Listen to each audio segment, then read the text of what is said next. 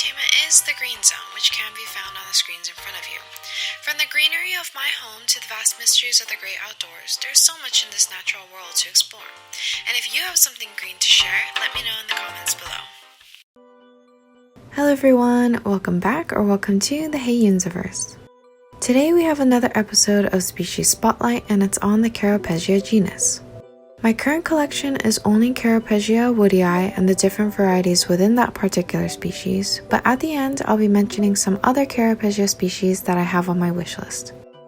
Ceropegia is a flowering genus of plants that grow in a vining or trailing habit. They are species native to Africa, Southern Asia, as well as Australia.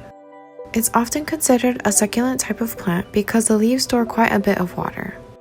Though the leaves themselves are very cute and attractive to many people, myself included, the blooms of the different species are also incredibly interesting. But more on that a little bit later in the video. The Ceropegia woodii varieties that I currently have are String of Hearts, Variegated String of Hearts, Silver Glory, String of Spades, and String of Arrows. I got String of Spades first, as I mentioned in Pokeplant episode number 40, and that was my gateway Ceropegia plant. I had that one for about a year to year and a half before adding the others to my collection, and it was quite the trooper. I prefer to have all my plants in leca or clay pebbles because I find that I avoid having severe bug issues like fungus gnats.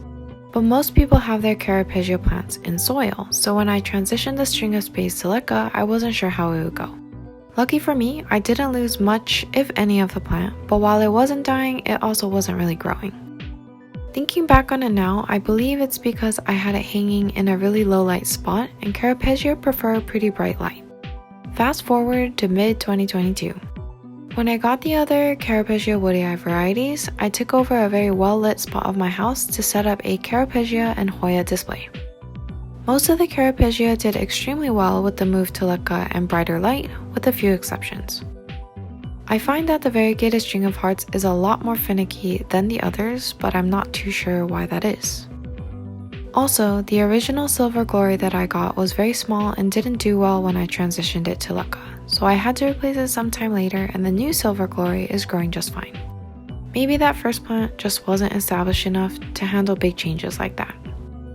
Because these sorts of cases can come up in a person's plant journey, when I get new vining plants or succulents now, I propagate them very soon afterwards because I'm not sure how the main plant is going to acclimatize to my environment or to new substrate. At this point, because Ceropegia grows so fast, my propagations put together would be much larger than my main plants. But because I chop and prop quite a bit, my main plants are filling out really beautifully. When chopping, you have to make sure to include a node because that is where a new tuber is going to grow from. The tuber will produce roots, and that's how you create a brand new Ceropegia plant. So far, most of my propagations have been via soil because I found that to be the quickest. I am also currently trying out water propagation and leca propagation, so we'll see how those go.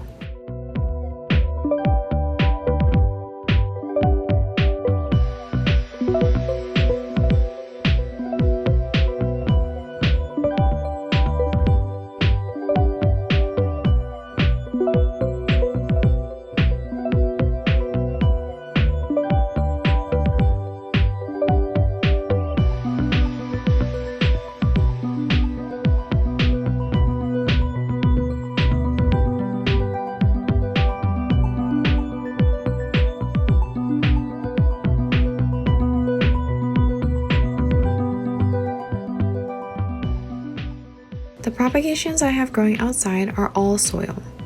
Some of them are getting a lot of bright, sometimes direct light, so they have a red sun-stressed look to them, while others are getting very little light, so the color is faded. Eventually, I'll have to stop propagating before I have too many vines everywhere, but for now, every time I trim the display vines and I see particularly nice looking leaves, I just don't have the heart to toss it. And last but not least, let's wrap this episode up with some blooms and my Ceropegia wishlist. As you can see, the blooms aren't your average flower, and it's definitely not for everyone. Even though I think they're really interesting, if I stare at them too long, I start to get creeped out. In terms of a scent, I personally don't notice anything, and they only last for a few days before falling off, so there's a lot of cleanup involved during blooming season. The Ceropegia species that are next on my radar are Ceropegia sandersonii, Ceropegia radicans, Ceropegia simoniae, Ceropegia haygarthii, and this one is critically endangered and rare, so I'm probably never going to have one, but I think it's cool and we should protect it, so here's Ceropegia janei. I hope you enjoyed today's episode of Species Spotlight, and if you have any Ceropegia species of your own or any on your wish list, let me know in the comments below. As we come in for a landing, Carnia and I hope you had as much fun as we did on today's adventure. Until next launch, let's stay connected.